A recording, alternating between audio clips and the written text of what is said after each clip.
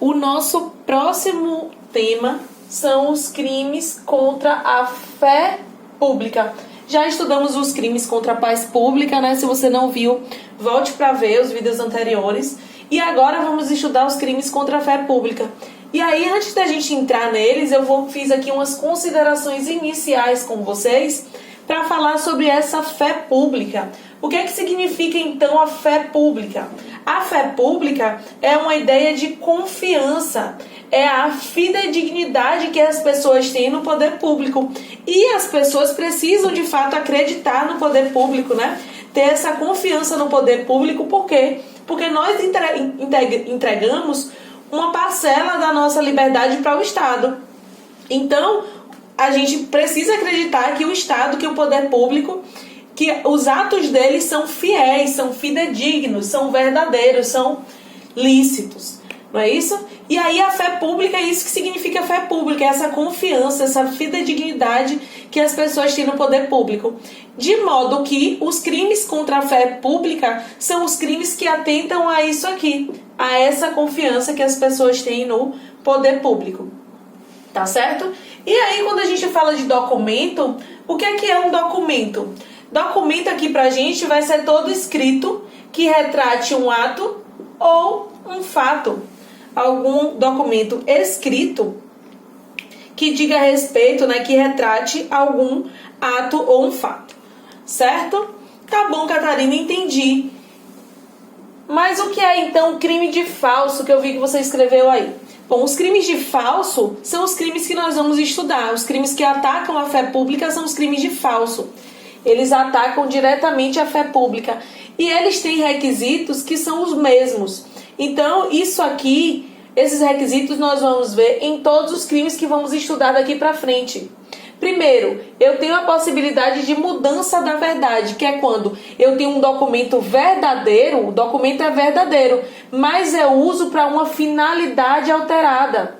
Eu altero a finalidade daquele documento que é verdadeiro, é para uma coisa eu uso para outra, ou até eu altero o próprio documento. Eu pego um documento verdadeiro e altero alguma coisa, ou altero a sua finalidade. Nesse caso, eu vou ter uma mudança da verdade, né?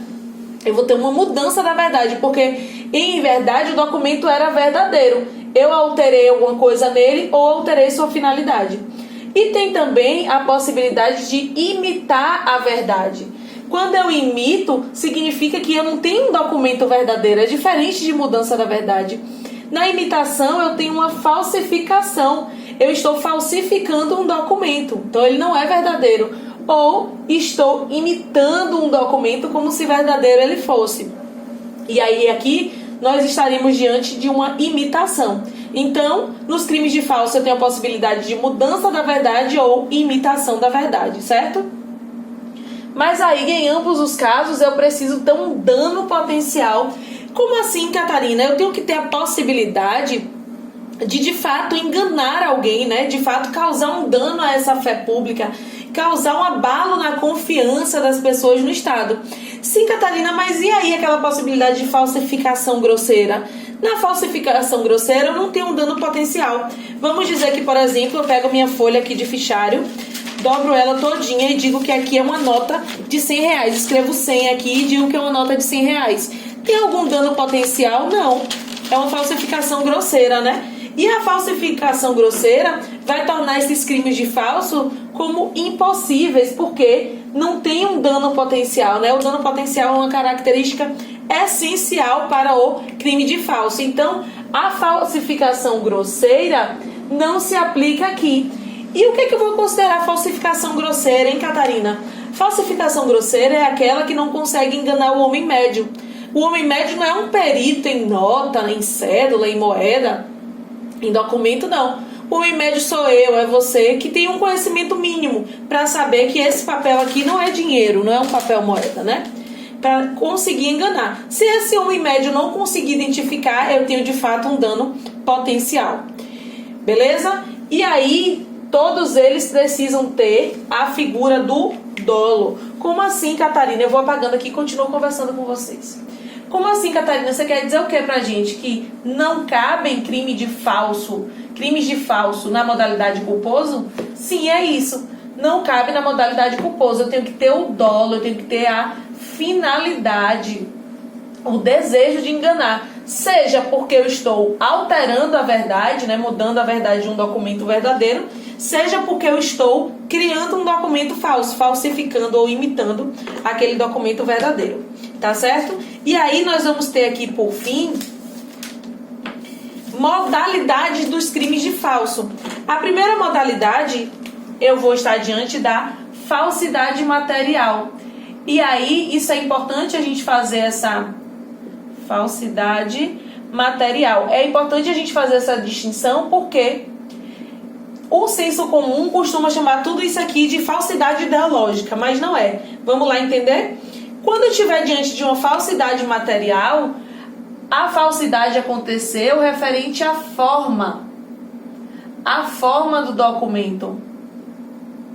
A forma do documento é que foi imitada. Eu imitei a forma de um documento, certo? Eu alterei a verdade, eu falsifiquei a forma daquele documento.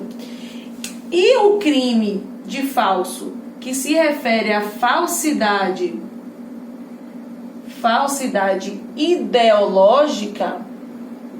ideológica, diz respeito também à falsificação de um documento, mas com relação ao seu conteúdo.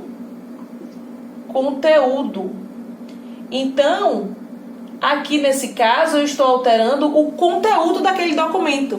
Seja porque eu estou alterando a verdade, seja porque eu estou imitando. Aqui é com relação ao conteúdo. Então, falsidade ideológica diz respeito ao documento.